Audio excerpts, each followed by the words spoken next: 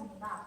이후 수경 재배를 위해 다양한 식물 생장 조절 물질 및 영양분에 대한 연구가 진행되었으며 최근 미국 항공우주국 나사에서는 우주에서 생물학적 생명 유지 장치를 위해 수경 재배 기술을 개발하고 있습니다.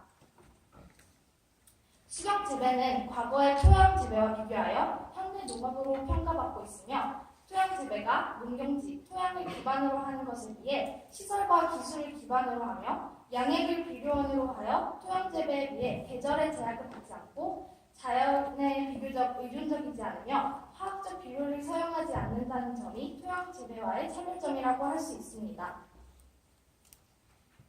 농업이 기후와 토지, 환경에 영향을 받기 때문에 생산이 불안정하고 또 하우스를 이용한 시설 재배로 병충해 발생이 증가하고 농약 사용이 급증하여 소비자들의 건강이 위협받고 있는 것이 현실입니다. 이러한 상황에서 저는 적정 기술에 의한 식량의 대량 생산이 우리나라에서도 필요하다고 생각하였고 과학적이고 친환경적이며 또한 영양학적으로도 균형을 이룬 식물의 재배에 대해 지속적인 관심을 가져왔습니다.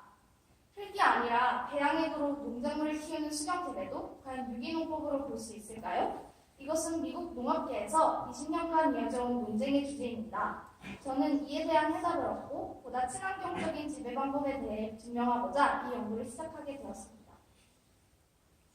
연구에 앞서 가설을 설정하여 보았습니다. 우선 선행연구 고찰 결과 수립한 가설은 첫째, 수경 재배와 토양 재배 시 상추 잎의 길이 및 방울토마토 과실의 개체 수의 차이를 볼 것이다. 둘째, 상추 잎과 방울토마토 과실의 당도의 차이를 볼 것이다. 셋째, 재배지의 오염도의 차이를 볼 것이다. 넷째, 공기 오염도의 차이를 볼 것이다. 다섯째, 소요되는 물의 양의 차이를 볼 것이다.입니다.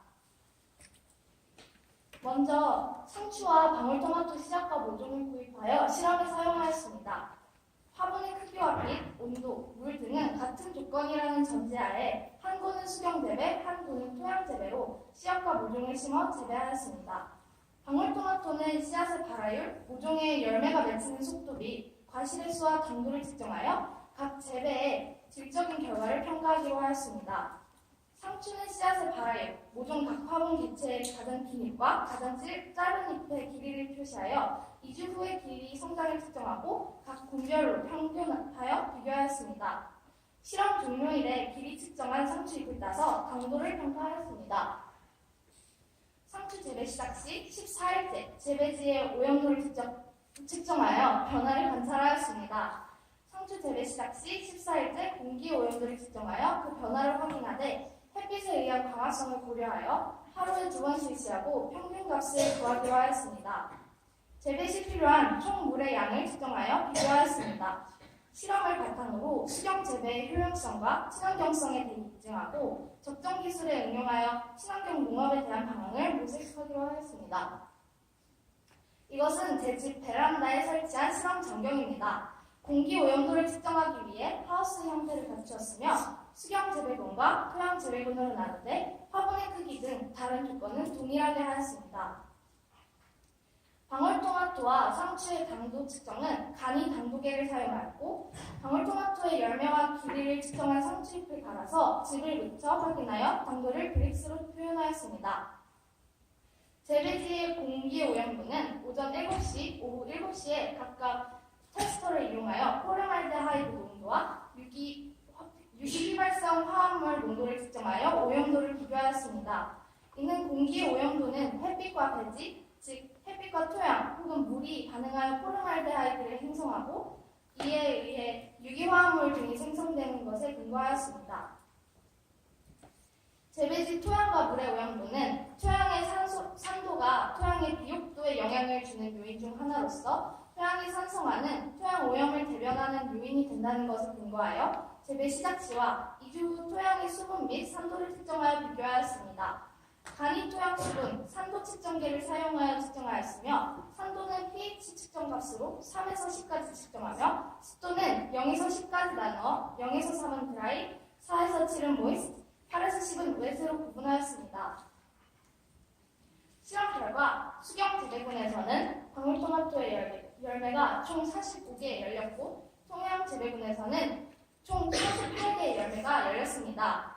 재배지의 산도는 초기에는 6.0으로 비슷했으나 최종적으로는 수경재배군에서 5.5, 토양재배군에서 4.5로 토양재배군에서 더 산성화됨을 확인할 수 있었습니다. 평균 당도는 수경재배군에서 6.4브릭스, 토양재배군에서 6.7브릭스로 비슷하였고 잎의 상태는 수경재배군은 토마토 열매가 맺은 후에도 잎이 시들지 않고 마르지 않았는데 토양재배군에서는 토마토 열매가 맺은 후 잎이 현저히 시들고 말랐고 벌레가 생겨 구멍이 생긴 잎도 있었습니다. 이 표는 수경재배와 토양재배 시 상추 모종의 길이 및 당도와 재배 시 공기의 오염도에 대한 질적 비교인데 토양 오염도, 공기 오염도는 토양재배군에서 더 악화되었고 물의 필요량도 토양재배군에서 더 많았음을 확인할 수 있었습니다. 실험 결과를 요약하자면 수경재배와 토양재배는 상추 잎의 길이 성장이나 방울토마토의 과실의 개체수, 당도 등 농작물의 질적인 차이에는 큰 영향을 주지 않습니다. 그리고 토양재배 시 수경재배 시보다 재배지가 더 산성화되고 건조하게 됨을 알 수 있었습니다. 토양재배 시 수경재배 시보다 재배지 유기화합물의 농도의 증가를 보이며 이를 통해 공기 오염도가 높아짐을 유추할 수 있었습니다. 그리고 토양재배 시 수경재배 시보다 공급되는 물의 양이 많이 필요하였습니다. 씨앗을 심어 발화하는 시험은 사실 실패하였는데 이는 저의 재배 능력의 문제로 보이며 실험에 있어서는 모종을 선택하여 실험하는 것이 좋을 것으로 생각합니다.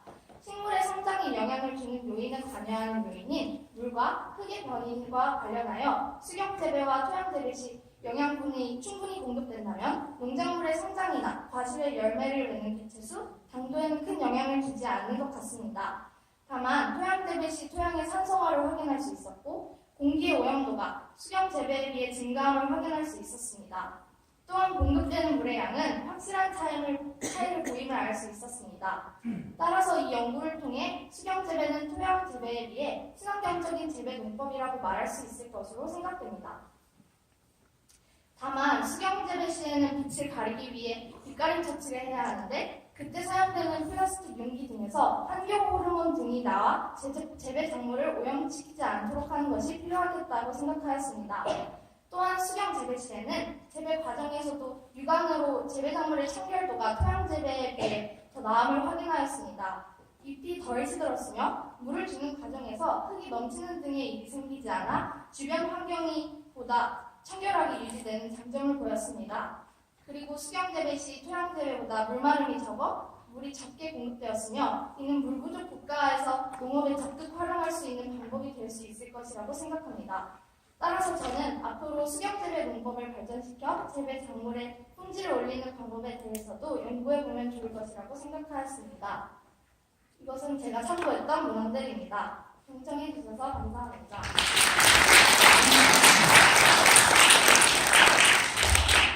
정세희님 감사합니다. 토마토나 상추나 맛은 비슷한데 수경재배를 하면 물을 훨씬 적게 써가지고 물 부족 국가에서 생산해서 수입하는 건 좋은 논문 것 같습니다.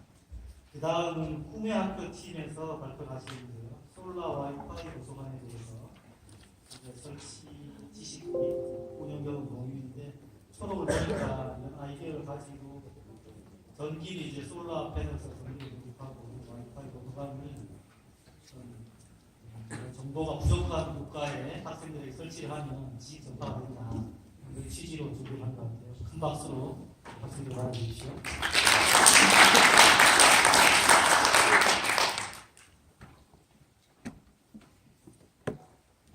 안녕하십니까. 꿈의 학교에 재학 중인 김재원, 이지민입니다. 저희는 솔라 와이파이 도서관에서의 동시 접속수에 대한 연구를 진행했습니다. 먼저 이 연구의 배경과 솔라 와이파이 도서관의 의미, 이 시스템이 가진 문제점과 저희가 실시한 실험, 그리고 솔루션과 결론 순으로 발표를 진행하겠습니다. 전 세계에는 교육을 받지 못하고 있는 아이들이 너무나도 많습니다. 통신기술의 발달로 어디서든 인터넷 학습이 가능한 세상이 되었지만 여전히 인터넷과 전력 공급의 문제로 개발도상국에서는 실현 가능성이 아주 낮습니다. 열악한 환경에 있는 사람들에게도 학습의 기회를 제공하자 월드 퍼서블이라는 단체에서는 레이첼이라는 서버를 만들었습니다. 이 서버의 개발로 사람들이 오프라인 환경에서도 무선으로 교육 콘텐츠를 사용할 수 있게 되었습니다. 실제로 레이첼 커뮤니티에 들어가면 이 레이첼 서버를 사용하는 사례들을 많이 찾아볼 수 있습니다. 그러나 여전히 비용과 전력 공급의 문제는 완벽히 해결할 수 없었습니다. 이를 해결하기 위해 연구한 기존 논문, 교육과 스마트 농업을 위한 마을 공동체 클라우드 서버에는 월드오프 서버에서 무료 제공하는 리눅스 웹판 레이첼 파이와 라즈베리 파이를 이용해 만든 솔라 와이파이 구성안에 대한 내용이 담겨 있습니다. 저희는 이를 뒤이어 더욱 현실성 있는 솔라 와이파이 구성안을 만들기 위해 후속 연구를 진행했습니다. 현재 저희가 재학 중인 꿈의학교는 충청남도 소산시 대산읍이라는 시골에 위치해 있습니다. 꿈의학교 고등학생들은 각자 크롬북이라는 학습 도구를 한 대씩 가지고 있는데요. 저녁 시간에는 오용을 우려해서 와이파이가 연결되지 않는 상태입니다. 이 상황이 개발도상국의 환경과 비슷하다고 느껴 정확한 데이터를 얻을 수 있을 것이라 생각했고 연구 후 이번 겨울 우간다에 솔라 와이파이 도서관을 설치할 계획을 가지고 연구를 진행했습니다.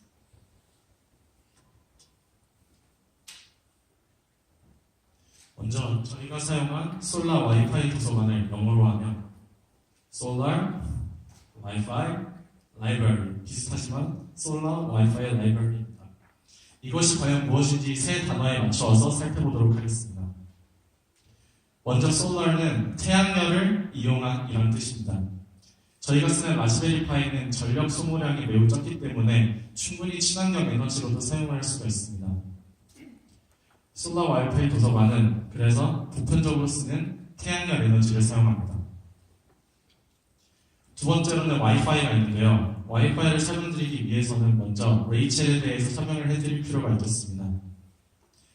레이첼은 Remote Area Community Hotspot for Education and Learning의 줄임말로 직역하면 지역 공동체가 교육과 학습을 위해 스스로 만드는 사설 무선 전산망을 뜻합니다. 쉽게 말해서 학생들이 교육받을 수 있는 하나의 학교라고 생각하시면 되겠습니다. 원래 이 레이첼 서버는 무려 $350로 매우 비싼 가격이기 때문에 가난한 국가에게 많은 공급을 할 수가 없었는데요. 하지만 2016년 6월에 라즈베리 파이 3가 나오면서 $35라는 아주 싼 가격에 소유 가능해졌고 레이첼 파이라는 무료 리눅스 배포판이 나오면서 라즈베리 파이만의 가격인 $35에 오프라인 교육 콘텐츠를 소유할 수 있게 되었습니다. 이 레이첼 파이 내 교육 콘텐츠를 이용하기 위해서는 학생들은 라즈베리 파이에서 자체적으로 생성하는 핫스팟을 이용합니다. 그래서 학생들은 순수하게 내장된 교육 콘텐츠만을 사용할 수가 있어요. 반대로 말하면 인터넷 시대는 무선한 인터넷이 아니기 때문에 오용을 할 수가 없다는 뜻이기도 합니다. 실제로 마나우스 컨설팅이라는 단체에서는 과테말라에서 온라인 학습에 관한 연구를 진행했는데요. 왼쪽 표를 보면 컴퓨터를 사용했을 때보다 태블릿을 사용했을 때 학습 효율이 훨씬 높았다는 자료를 확인할 수 있고 오른쪽 표를 보면 인터넷이 되는 무선 인터넷을 사용했을 때보다 인터넷이 안 되는 무선 인터넷을 사용했을 때 훨씬 학습 효율이 좋았다는 결론을 얻을 수 있습니다. 이것을 정리하면 인터넷이 안 되는 환경에서 태블릿을 이용한 온라인 학습이 학습 효율을 극대화시킨다는 결론을 도출할 수 있습니다. 그래서 이를 통해서 최상의 환경을 가진 솔라 와이파이 도서관은 최상의 학습 효율을 얻을 수 있다고 기대할 수 있겠습니다. 세 번째 단어로는 라이브러리가 있습니다. 이것은 많은 정보들을 가지고 있음을 뜻하는데요.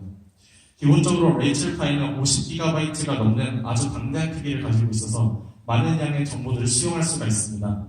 기본적으로 데이터베이스형 정보인 위키피디아, 웹페이지형 정보인 CK12, 비디오 스트리밍형 정보인 칸 아카데미가 내장되어 있고 만약에 학생들이 원하는 자료들이 있다면 서버 내 파일 쉐어라는 기능을 통해서 손쉽게 업로드할 수 있습니다.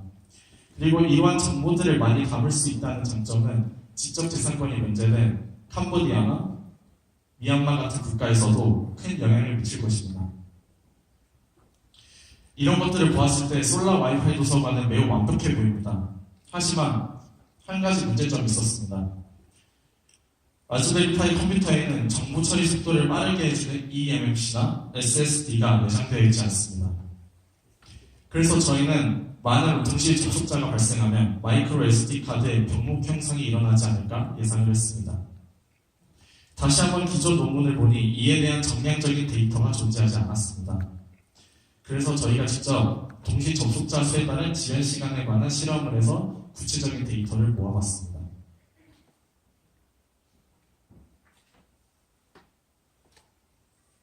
먼저 실험을 위해 보시는 것과 같이 라즈베리파이 3D 한 대, 변압기, 납전지, 그리고 시간잭을 연결했고 지연 시간을 측정하기 위해 포인트 크롬북 20대를 사용하였습니다. 그리고 개발도상국의 환경과 가능한 비슷하게 만들기 위해 기숙사 옥상에 태양광 발전기를 설치한 사진입니다. 실험은 이 표와 같이 동시 접속자 수를 점점 늘려가며 진행했고 지연 시간은 영상 창이 띄워진 후 모든 크롬북에 첫 동영상 화면이 뜰 때까지 걸리는 시간을 측정하였습니다. 이 실험은 레이첼 서버 안에 있는 이미의 칸 아카데미 영상 하나를 지정해서 진행했고 매번 캐시 파일을 삭제해 처음 실시하는 것과 같은 조건으로 진행하였습니다. 오른쪽 그래프는 실험 결과를 가공해 막대 그래프로 만든 사진입니다. 이 데이터 중 최대값과 최소값 그리고 평균값을 인원수에 따라 정리해 보았습니다. 보시다시피 1명, 2명, 3명, 5명, 그리고 10명까지는 평균값이 5초 정도이고 표준 편차도 그리 크지 않습니다. 하지만 인원수가 15명에서 20명으로 늘어나면서 시간이 기하급수적으로 늘어나는 것을 볼 수 있습니다. 20명이 동시 접속하였을 때는 표준 편차도 20초 이상으로 아주 크게 나타나고 있습니다. 20명이 되었을 때 지연 속도가 급격히 늘어났음을 확인했지만 실제로 콘텐츠를 사용할 때 얼마만큼의 지연 시간이 불편함을 가져다 주는지는 정량적인 데이터를 찾을 수 없었습니다. 그래서 30명의 학생들과 교사분들 대상으로 설문조사를 실시했습니다. 설문 결과 로딩 시간이 7초 이상 지연될 때 불편함과 답답함을 느낀다는 것을 알아냈습니다. 이 설문을 바탕으로 다시 연구 결과를 보면 15명이 동시 접속할 때 지연 시간 5.3초는 문제가 되지 않지만 20명이 접속할 때 평균 속도는 25.91초로 문제가 된다고 볼 수 있습니다. 진행한 실험을 토대로 라즈베리파이의 반복 현상에 대한 솔루션을 도출해내었습니다. 첫 번째로 라즈베리파이 자체를 여러 개 사용하는 것입니다. 솔라 와이파이 도서관은 기본적으로 담겨있는 칸 아카데미나 위키피디아 등의 정보 외에도 원하는 콘텐츠를 직접 넣을 수 있기 때문에 여러 대의 라즈베리파이를 사용하는 경우 학생들이 자신의 관심사에 맞는 서버에 접속할 수 있을 것입니다. 즉, 병목 현상을 해결할 뿐더러 개개인의 특성에 맞는 교육이 이루어질 수 있게 될 것입니다. 또한 로드 밸런싱이라는 방법을 사용할 수 있는데 로드 밸런싱은 실제로 대형 포털 사이트에서도 활용되는 기법으로 컴퓨터 네트워크 기술의 일종으로 둘 혹은 셋 이상의 중앙 처리 장치에게 작업을 나누는 것을 의미합니다. IoT 기술로 로드 밸런스를 만드는 것이 가장 좋겠지만 개발도상국 현지에서는 교사가 직접 한 라즈베리파이당 약 15개의 태블릿을 연결함으로써 로드 밸런스 역할을 할 수 있을 것입니다. 마지막으로 고속 메모리 카드를 사용할 수 있습니다. 더 비싼 메모리 카드일수록 성능이 좋기 때문에 병목 현상을 해결하기에는 비용적인 부분에서 여전히 문제가 있지만 가성비가 좋은 삼성, 미국 플러스 등의 고속 메모리 카드를 사용하면 큰 문제 없이 솔라 와이파이 도서관을 원활히 사용할 수 있을 것입니다. 정리하자면 라즈베리파이 자체의 수를 늘리는 것과 로드 밸런싱, 고속 메모리 카드를 사용하는 것이 것을 해결책으로 제시한 바입니다.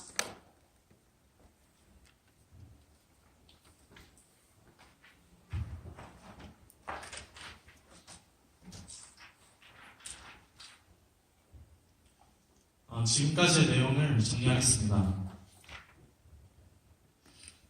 저희는 인터넷이 자유롭게 되지 않아 교육을 받기 힘든 환경에서 칸 아카데미와 같은 질 좋은 교육을 받을 수 있는 방법을 찾아보았습니다.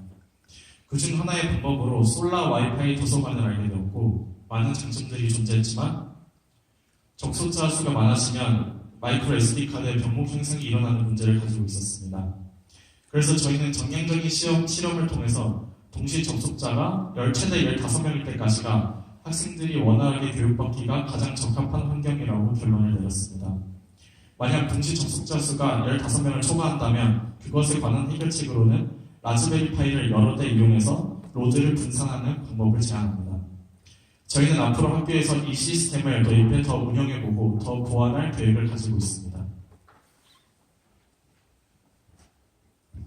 먼저 누구나 저렴한 가격으로 서버 컴퓨터를 가질 수 있게 해주신 영국의 라즈베리파이 재단, 교육 콘텐츠를 편리하게 사용할 수 있도록 리눅스 레이첼 서버를 제공해주신 미국의 월드 포서블 단체에 감사의 말씀을 전합니다. 또한 연구에 힘을 실어주신 손문탁 박사님과 저희와 함께 치열하게 고민해주신 꿈의학교 정종혁 선생님, 정현석 선생님, 화찬영 선생님, 조용남 선생님께 진심으로 감사드립니다. 그리고 시간을 쪼개가며 함께 연구를 열심히 진행한 우리 친구들에게도 진심으로 감사합니다. 지금까지 꿈의학교 이지민, 김재훈이었습니다. 감사합니다.